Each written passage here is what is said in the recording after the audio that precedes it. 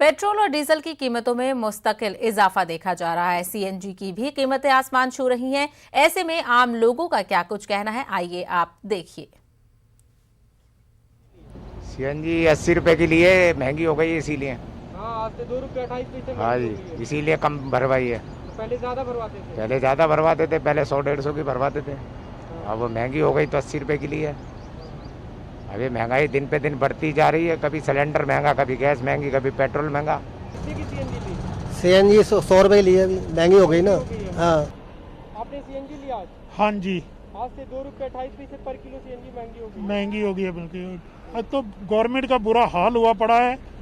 हर रोज कोई ना कोई चीज महंगी होती जा रही है, हर रोज। भगवान ही जाने क्या होगा।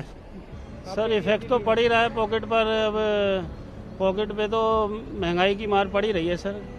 नॉर्मल जो है एम्प्लॉय क्या करेगा सर।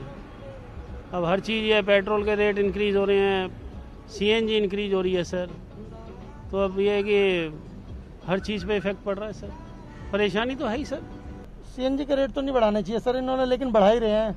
अभी 43 रेट थी, 45 रुपये कर दी। इस महीने में 4-5 रुपये बढ़ा दिए इन्होंने, बढ़ा ही रहे हैं। लेकिन सीएनजी के रेट नहीं बढ़ने चाहिए सर।